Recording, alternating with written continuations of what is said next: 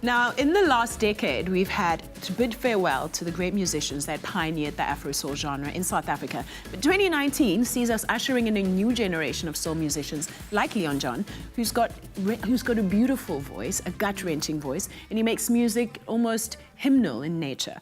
And his heart-rendering lyrics bring in the healing power of music to anyone listening. And here's a snippet of Leon performing at Trevor Stearman's GQ event.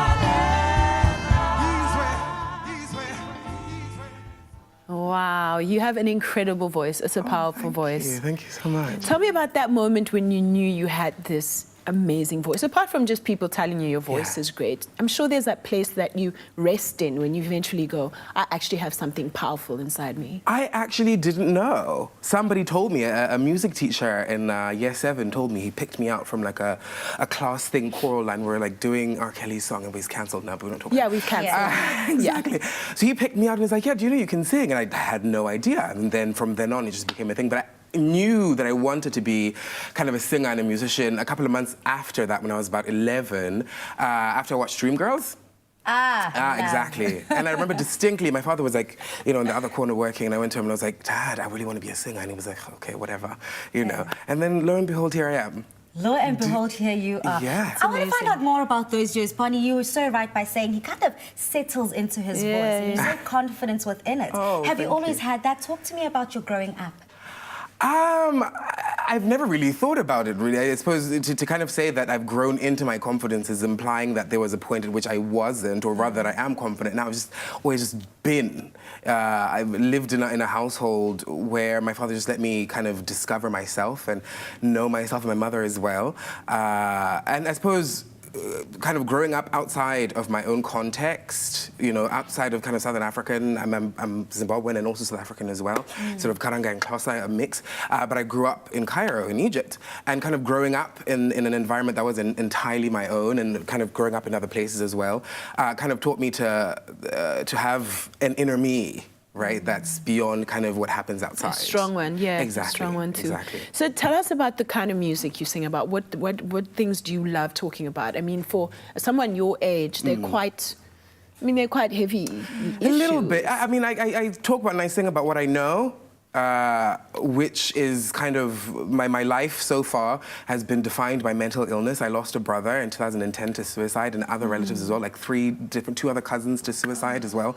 And I myself have kind of suffered from mental health, you know, depression and anxiety. Yeah. So I kind of, instead of sort of scrounge up in a ball, I have to externalize it through music, and I talk about my experiences through my music. And I always say the best way to ever know what I'm thinking or what I'm going through is through what I write, because I let it all go on paper, and then I can live. It's kind of cheaper than a therapist. Absolutely. Yeah. And I know that you love focusing on human resilience. Yeah. And using music to heal. Mm. How has music healed you?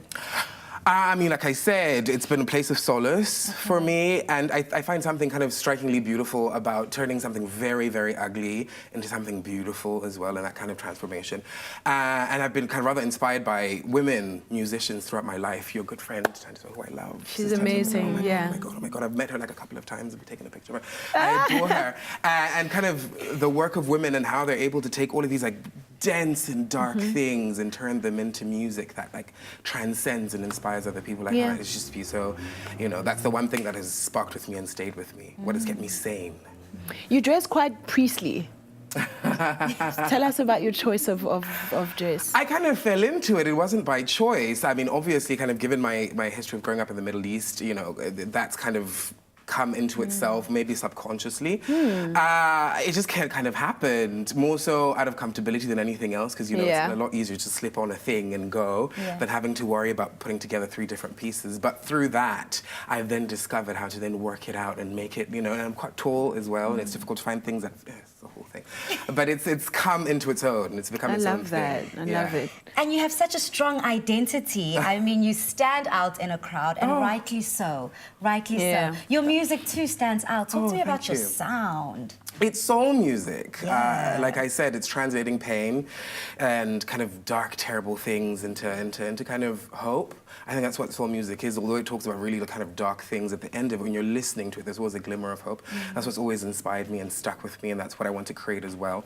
I suppose in an era of music, kind of globally, and also in the country as well, that's kind of defined by dance music and electronic music. I'm rather inspired by live music, the music of Oliver Mtukudzi, the late, great Oliver Mtukudzi, and Hugh Masekela and Miriam Makeba, and Mrs. Tanto Mazwai, all of these great musicians who kind of began on the stage and whose music begins on stage. There's a kind of spontaneity that comes with music like that, an honesty that comes with live music that you don't quite get, you know, no offense, with kind of electronic dance music. No, but it's true. Yeah, it is true. You're going to perform for us a little bit later. Tell us about the song that you're going to perform and how you were inspired by it. It's my new single coming out on Friday, this Friday actually, on the 22nd, and it's called Somebody.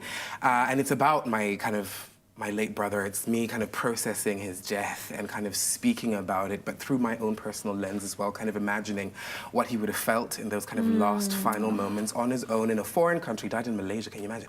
No family, no nothing, and no note as well either. So it was written partially for me, but also for my mother and my parents as well, to kind of give them closure. And I've been working on it for the last kind of in one capacity or the other for the last 5 years, and I just finally got to a point where I was like, okay, no, it's ready. It's ready. Listen to it. Oh, that's quite thorough. Gave me goosebumps. That's so beautiful. Well, we're really looking forward to hearing it. Thank you so much for joining us today. Thank you so much for having me. Yeah, absolutely.